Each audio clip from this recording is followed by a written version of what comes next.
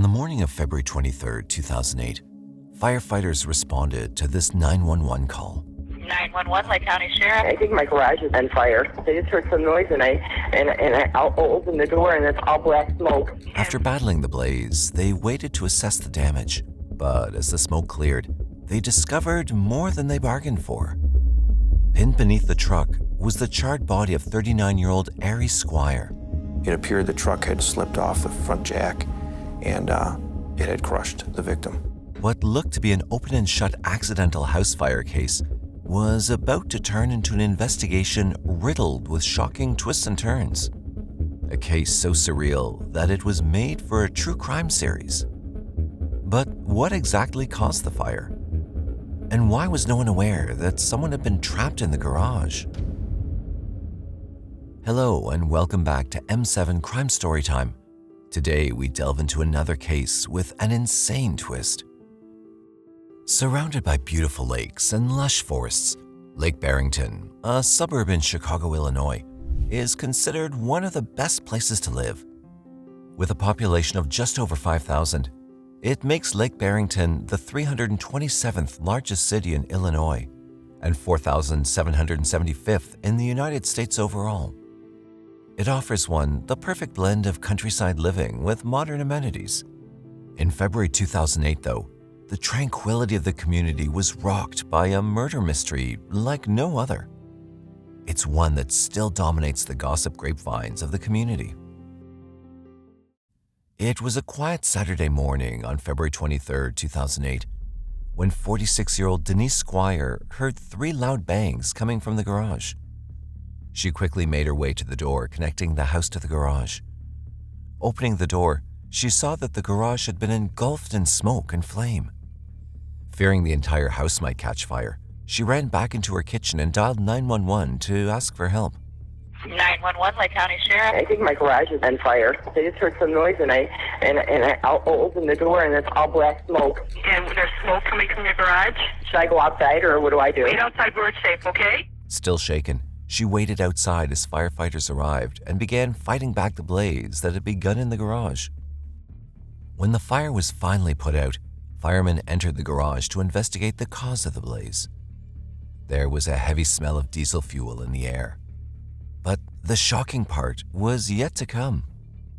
Pinned beneath a large truck was a charred body. The men rushed to lift the truck off the body.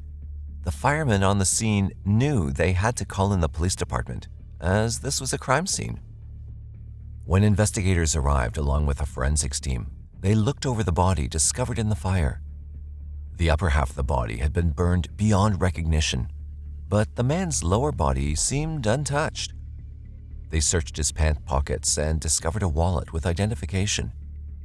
The man lying beneath the truck turned out to be 39-year-old Ari Squire, Denise's husband. Ari Squire was born on November 10, 1968, in Chicago, Illinois. Not much has been reported about his early life or his family. In 1994, Ari met and married Denise, who was a former professor at the National Louis University. In the course of their 14-year marriage, Ari began working in the building industry. He'd started a thriving construction company along with his friend and business partner, Joseph Vaccaro. Ari was well known around the area of Lake Barrington and Arlington Heights, which is also a suburb in Chicago in neighboring Cook County. He made friends easily because of his outgoing and chatty personality. But his personal life had started to show strain. In their 14-year-long marriage, Ari and Denise never had any children. Instead, Ari took up the hobby of diesel truck pulling, an obscure sport within the Chicago area. He built himself a large garage on their property and invested much of his time and money into the hobby. In turn, he neglected his relationship with Denise. They did not sleep in the same bed. When I did get to the house, I did see that it was obvious that both beds had been slept in that night. It wasn't really a close-knit marriage. That was coming out very clearly. Investigators were about to discover that it was more than just his marriage that his hobby had consumed. As investigators and forensic teams looked through the crime scene, they began to notice discrepancies within the theory of the accident. The initial reports from firefighters suggested that Ari had been working on the fuel filter when the jack holding up the truck broke or slipped. In the process, Ari had been crushed and the diesel had spilled over his body. The light he'd been using was also smashed and left exposed. They surmised that the open spark and the flammable diesel caused the fire that burned his body and grew out of control. Investigators were quick to point out that the circuit breakers were all switched off. Checking out all the circuits on those, I noticed that they were all in the off position. When they asked firefighters about this, the men said that they'd not touched anything in the garage. I inquired whether the fire department had indeed, turned those off. They said no, they hadn't touched the circuit box at all. It was an immediate red flag for investigators who couldn't figure out how the fire could start if the power in the garage was turned off. Some red flags were going off, I think, for our detective bureau, certainly. It was consistent with like a gasoline type, which would have been more of a lighter petroleum product. They also noticed that the fire had been contained to the area where the body was found.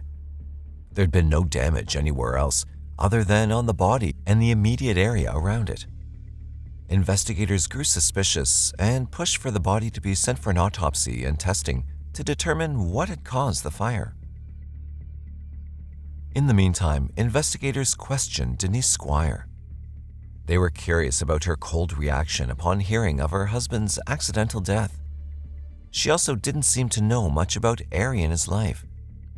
Denise nonchalantly provided investigators with scant details about Ari, including the possibility that he may have an American flag tattooed on his shoulder. But everyone grieves differently, and this was not a reason to make her a suspect. Investigators, though, had a sneaking suspicion that some kind of foul play may have occurred, but did not know who may have been responsible. As suspicion falls on the spouse in incidents such as this, Denise was questioned as a person of interest. They soon discovered that Denise and Ari did not share a very close relationship. Their marriage had disintegrated over the years. As one team of investigators questioned Denise, another was able to discover that Ari had life insurance for the value of $5 million. So we began to try to find out why the wife would not know these details concerning Ari. The sole beneficiary was Denise. During a follow-up questioning, Denise claimed to have no idea about any life insurance that Ari may have had. Without solid proof or evidence that would link her to the crime, police had no option but to allow her to leave. It was still just a theory that she may be involved, not actual fact. Based on all the circumstantial evidence, Ari Squire was pronounced dead. But for insurance purposes, an official autopsy had to be conducted. Unable to lift fingerprints of the body or positively identify him by facial markers or distinguishing birthmarks or tattoos, the medical examiner turned to dental science. He made a plaster cast of Ari's teeth and made note of any defects or dental work performed. The process was going to take a while. This meant a delay in releasing the body. However, Denise was about to create even more suspicion just 3 days after the death of her husband. Denise had been calling the police and the medical examiner's office in order to have Ari's body released. Her explanation was that she needed to have his remains cremated and hold a memorial ceremony for him. This request was denied, but it deepened the suspicions of investigators. Firstly, they were surprised that Denise suddenly showed such concern for her husband when she had seemed disconnected during questioning. Secondly, they couldn't understand why she needed his remains in order to hold a memorial service. And thirdly, surely she understood that it was now a criminal investigation and all investigative protocols needed to be followed. Nevertheless, Denise went ahead and held a memorial for Ari at a local Italian eatery. But the twist in the case was about to turn the investigation on its head. It was so surreal that it left everyone close to the investigation speechless. In the week following Ari's death, the coroner was finally able to track down Ari's dental records. He'd not been to a dentist in over 10 years, so there was no x-ray available to compare the dental plaster cast. However, once they got hold of the records, a surprising detail popped up. Ari had done a number of fillings on his teeth years earlier, But the remains of the man discovered in the fire had no dental work performed on him. His teeth were all healthy and untouched. We were able to track down that dentist in California after some phone calls. The case was about to take an entirely new turn. What seemed to be a straightforward accidental death case now turned into a homicide investigation. The body that they had, the burned body, was not Ari Squire's. If it's not Ari Squire, who is it? And why are they underneath there? But the question remained, who was the victim? And where was Ari Squire? Investigators widened their search area and decided to look into any missing persons reports made in the recent weeks. It was then they made a startling discovery. On February 25, 2008, just 2 days after the murder, a woman named Donna Fiorito had filed a missing persons report for her 20-year-old son, Justin Newman. Investigators followed up with this information and decided to pay Donna a visit on February 29, 2008. They were about to uncover some very interesting information. Justin Newman was born on January 20th, 1988 in Arlington Heights, Chicago. He was raised by a single mother, Donna Fiorito, and had an older half-brother named Frank. Justin was described as a good kid who knew his responsibilities. He started working at an early age in order to help his mother pay the bills. He was the type of boy who made sure he took care of things for his mother, including dropping her off and picking her up from work. He was working at the Home Depot in Arlington Heights at the time of his disappearance. According to Donna, he'd met someone who offered him a better-paying job, and Justin was excited about the opportunity. He told me he had met a man that comes into Home Depot quite often, and he had pulled Justin aside and asked Justin if he'd like to make more money.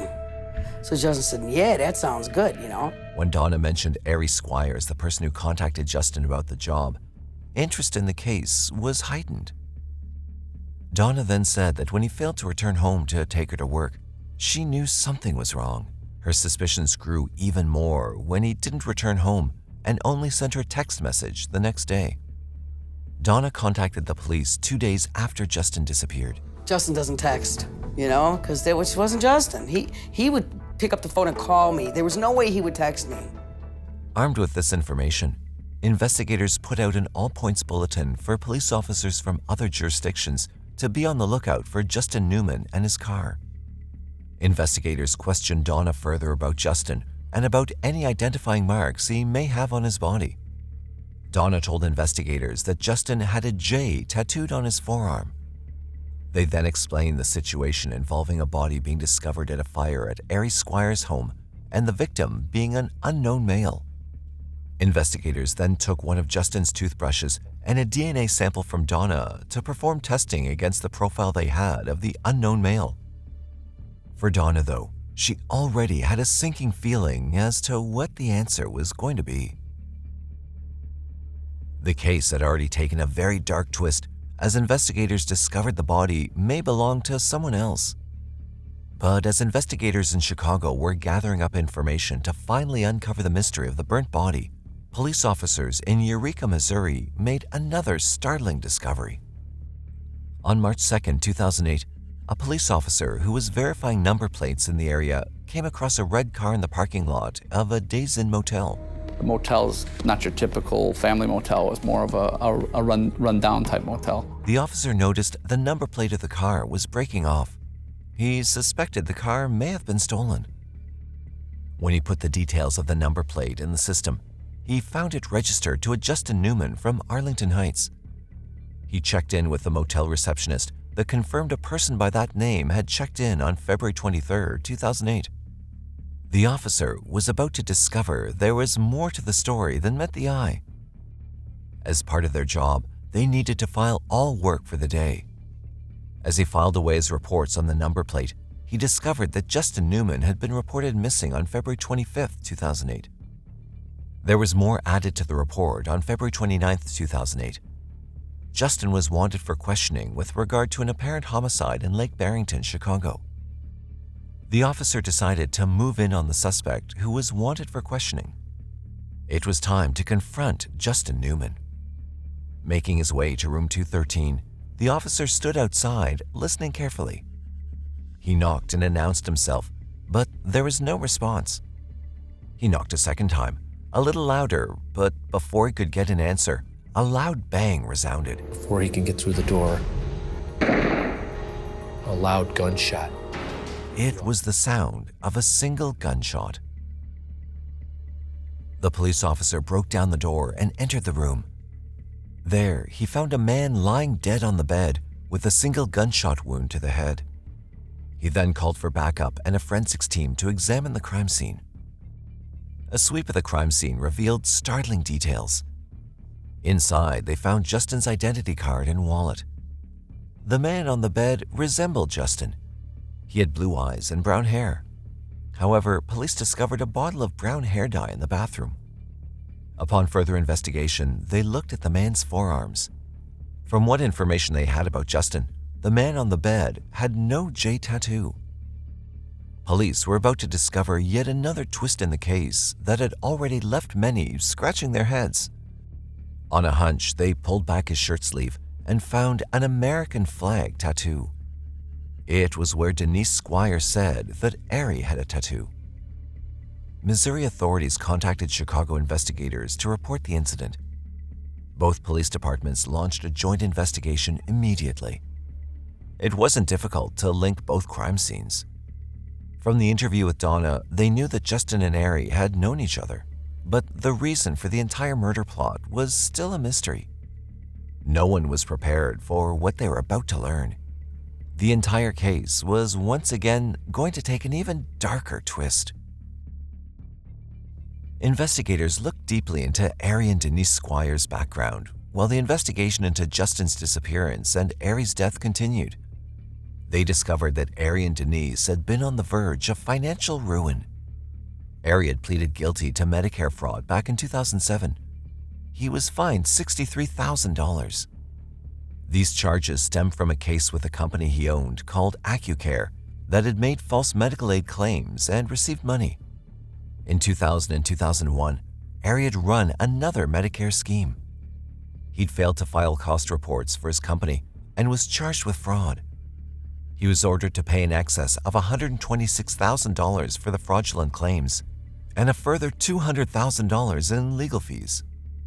His overall debt had been compounded over the years, while he continued to live a rather lavish lifestyle. But things only got worse after the housing market crash in the mid-2000s. Ari's construction company was not performing well, and a new apartment block project in Florida had tanked in late 2007. Faced with financial ruin, Ari concocted a plan to cash out on his $5 million insurance policy. But the plot was about to thicken even more. Soon after the discovery of Ari Squire's body at the Days Inn Motel in Missouri, DNA results were able to prove that the man who had been burned in the garage was Justin Newman. DNA also proved that Ari was in fact the man who ended his own life. When news reports of the crime began to surface, investigators were in for yet another surprise. The new twist in the case was about to blow the case open and leave everyone questioning what they knew. A man named Sandy Lively came forward to investigators and told them about how Ari Squire had promised him a job with a higher salary. I think that he had plans for me, and I blew his plan that day. I think about it every day and all day sometimes. That comes and goes. Sandy admitted that he was surprised by what the job application entailed, but didn't really let it bother him. But be it fate, Sandy was unable to meet with Ari. Investigators found evidence that revealed Sandy was the original target for Ari's fake death plot. It was an eerie discovery. Ari had singled out Sandy, who shared a striking resemblance with him and was also closer to his own age. They also noted Ari had started to grow a beard weeks before the intended murder, when he had never done so in his life. Ari had been seen by several staff members in the weeks building up to the murder, speaking to both Justin and Sandy. Even though Sandy shared a closer resemblance to Ari, Justin too had a similar build and stature. Investigators believe that after Sandy had failed to show up for the intended meeting, Ari moved to his backup plan. He offered Justin a job with a minimum hourly wage of $15. On Saturday morning, February 23, 2008, Ari contacted Justin to arrange a meeting at his home. After entering the garage, they believe he was knocked out by Ari using chloroform, as there were no signs of blunt force trauma to his head. Ari then stripped Justin and changed clothes with him before placing his wallet in the pants pocket. Thereafter, he placed Justin on the creeper and rolled him under the truck. After that, Ari released the jack, which caused the truck to fall and crush Justin to death. He then poured extra diesel and another accelerant in order to burn the body so that investigators could not identify him. Ari then stole Justin's identity and car before making his way to Eureka, Missouri. Following news of his death, he sent Justin's mother, Donna, a message to say Justin had gone to Missouri. He then planned to cash out on the life insurance policy through his wife, Denise, in order to avoid filing for bankruptcy and having to settle other legal fees. He intended to live out his life by assuming Justin's identity and remaining a free man. These plans, however, failed after police had shown up at his motel room and Ari took his own life. For months, investigators continued to work to close the case. Armed with the knowledge of Ari's financial background and a working theory of how Ari put his plan together, investigators knocked on Denise's door again. When asked how much she knew about the fire and the murder, Denise denied outright that she was involved. This time, though, investigators were a step ahead. They had been keeping a close watch on Denise and discovered sketchy emails. The emails they traced had been sent from Ari himself on February 24th, a day after he faked his own death. It instructed Denise as to where he'd left his last will and documents. 5 days later, another string of email conversations was recovered. These read as follows: "Did an accident happen?" To which she replied, "Yes." He then asks, "Per my will, when is the party set for?" To which she replies, "Working on that now." Ari then asked her what she wanted, and she responded by saying a new life. Investigators believe that this was enough proof that Denise willingly assisted her husband in the murder for an insurance plot. She claimed that the emails were not dated and that she believes Ari had set them up to be sent automatically upon his death. Her lawyers have held up this claim and state that she had no idea of Ari's plans. No charges were ever filed against Denise, and according to reports, she continues to live in Chicago, but has changed back to her maiden surname. Denise, however, did not receive any compensation following her husband's death due to the suicide clause written into the insurance policy. Following the investigation and the closing of the case, Justin's mother, Donna, and his half-brother, Frank, filed a wrongful death case against Denise Squire.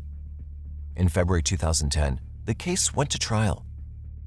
After 4 days of deliberation and after hearing arguments from the lawyer representing Donna and Frank, the jury decided to award Justin's family a payout of $6 million. Reports have surfaced that Justin's family have only received $1.3 million in payment. There's not been any more news on whether Denise was able to fulfill the promised payment. For Donna, though, the money can't heal the wound. She still suffers with depression following the death of her son. At a news conference after the trial, she told reporters that she often thought about her son and what he would say. "I just thought about Justin, and I looked at his picture and pictured what he'd say to me. He'd say, 'Mom, you know what? This is ridiculous. I'm gone. I'm not coming back. Get up and go do something,' she said." The lawyer for the family stated that Justin was a good kid who was just in the wrong place at the wrong time. Donna can't help but believe that Ari was a coward looking for a way out. The case of Justin Newman and Ari Squire was one of many terrible twists and turns. In the end, Ari Squire not only took the life of an innocent young man, but created upheaval in the lives of those he left behind. So today, we ask you about your thoughts on the case. Do you believe that Ari and Denise truly conspired to get the insurance money? Or was Denise an unfortunate pawn in the entire scheme? Let us know your thoughts. We'd love to hear from you. If there's a case you'd like us to cover, don't hesitate to drop your recommendations in the comment section below. And please remember to subscribe to our channel and share our videos with your friends and family. Until next time, stay safe.